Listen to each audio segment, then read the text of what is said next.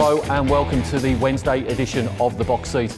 I'm Mark Warwood. 7 races at Belmont on Wednesday. We're expecting a sunny day in Perth, 21 degrees Celsius. The track I think will get back to a good 4. The rail, it will be at 21 metres, so there will be a cotterway in operation in the straight. Race number 1 at Belmont on Wednesday will jump at 1:49. It's the free entry to Belmont Park handicap over 1,200 metres. And in replay, let's have a look at the latest winning trial of Billy Ray. I'm a bush chalk. On the inside is Stand and Protect as a corner. Getting up just behind him, Don't Compare. Going right back to the inside now. Billy Ray's picking up some ground. And they're followed by Polo King. And right down the outside is Downtown Twain. Under the whip, it's Stand and Protect. The outside, I'm a bush chuck. But Billy Ray is bursting through now. Look at Billy Ray steaming through, grabbing the lead. Running on is Don't Compare. But Billy Ray is coming away from I'm a bush chalk and Don't Compare. Billy Ray, he's 2 from 2 at the trials. 1 in April, 1 in August. He's out of heartache, and I spoke to Bob Peters on Monday and he assures me he's taking all the credit for this. He named this horse. Normally it's Bella Drexel, one of his granddaughters, but sounds like Bob's a big fan of Billy Ray Cyrus by Sebring, out of heartache. Don't break my heart, my achy breaky heart here, Billy Ray. Best bet on the card. Super Trials, week race goes on top. From number 1, Zadok, who broke his maiden first up. But if you have a look at the post-race interview with David Harrison and Brittany Taylor, well, it's probably MA 15 plus rated. He did say he had a little bit in him, and I won't use the word he used. Number 5 is Eliminated, a full sister of Hotham Valley that we'll see in race number 6. And then number 6, In Session, is out of the same mare as a couple of city winners in Beret and Rias, but this really does look like a race for the debutant. On top, in race number 1, is number 2, Billy Ray, to beat 1, Zadok, 5, Eliminate, and 6, In Session. Race number 2 at Belmont on Wednesday will jump at 2:24. It's the Old Mate Sports Bar and Eatery Maiden over 1,400 metres. In replay, let's have a look at the last start performance of Trademaster. Upon 2 clear from Snow Bamboo. To the outside, Johnston Porter, Producer the Persuader on return to Was to come after them, and well back Love Strikes Black Wing. Trademaster got about a half to 3/4 on Zala and looks to be in some bother. Trademaster's going better than it. Return to Was going up and down on the one spot behind them. It's Trademaster with Zala trying to rally. Zala's coming back at Trademaster. Trademaster, Zala, they went to the line. There was no... Trademaster placed for the 3rd time in a row last week, but he does land in another relatively shallow race, and I think dropping back in trip from the 1,700 metres on a soft track to a 1,400 metre race on a good track, that looks like a positive for mine. Gate number 2 here, Jade McNaught keeps the ride, I think can break through at the 16th time of acting. From number 2, Don't Argue Buster. Now this horse steps up in trip to the 1,400 metres for the first time in his life. Going back through his speed ratings with punting form, his best performance was over 1,000, so has to be a query here, but it is a weak race, gets a nice gate and a claim for Chris Graham.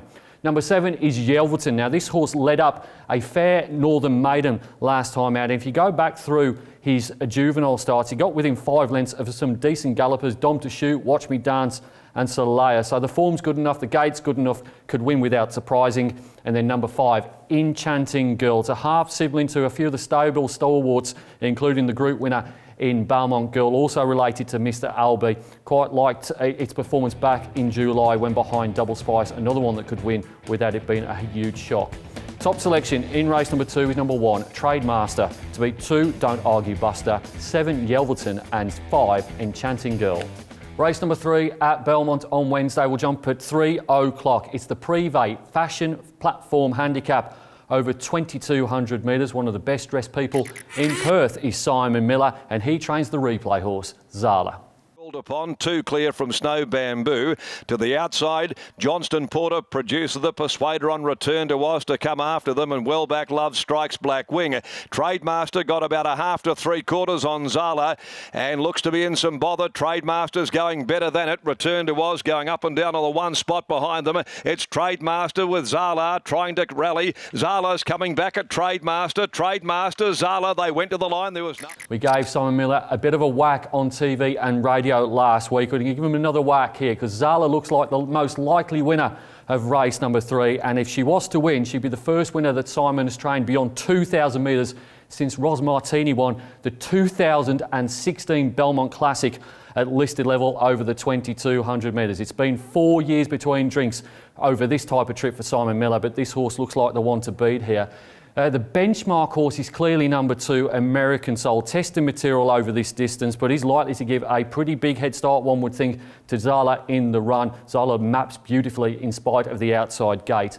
Number 9 is Royal Choisir, that's got nearly 2 lengths to make up on American Soul from 3 weeks ago. And then number 4, just under, did break her maiden, but it was on her 8th start last time out. Now rises in trip and in class. Does get gate number 3 though, so should get a lovely run with the cutaway in operation. Top selection in race number 3, number 5, Zala, to beat 2 American Soul, 9 Royal Choisir and 4 Just Under. Race number 4 at Belmont on Wednesday will jump at 3:35. It's the Amelia Park Lodge handicap over 1200 metres. In replay, let's go down the highway to Pinjarra and the run of Approach. Lies in Deception, headed for home by more than 2 on Mong Kong, setting after it. So's Euro Trip, starting to wind up pretty quickly. And then about 3 or 4 lengths behind them, Approach. I don't like the Thunder S at the 200. Lies in Deception, quickly headed by Euro Trip. Euro Trip reaches the lead. Lies in Deception, Mong Kong. And now Approach is starting to jump out of the ground late. It's Euro Trip in front, diving at it though on the outside. Approach. And it... Thought that was a very good performance first up for Anne King by Approach. It was the first run for the stable, went round at 50-1 and finished second, only just beaten by Euro Trip. If you go through the sectionals and the split times in particular, the horse was really good from the 6 to the 400 and also the 4 to the 2, and then ran out of gas over that final furlong. Second up here should be improved, only had a couple of trials at Larkhill leading into that. Goes on top. From number 8, Bon Odyssey, who was really poor last time out behind a smart winner. That was Giant Leap. That was 7 days ago. Maybe the 1400 metres was a little bit too far for Bon Odyssey. Had broke its maiden over the 1300 metres at the beginning of August. Number 2 is So Sway. Now this horse won what was a weak maiden on debut before finishing 3rd in a Class 1 behind Shozali, but that was another race that rated pretty poorly on the time figures. Gate number 2 here, Maddie Derrick takes over from Andrew Castle, so the stable apprentice gets the ride and down to 57 kilos. And then number 1, Mini Winnie, was stone motherless in a graduation race behind He Always back on the 15th of August. It was a horrible run in transit for the galloper, having its first run for Quentin Jackson. I think it's capable of much, much better and did break its maiden 2 starts ago back in October of last year.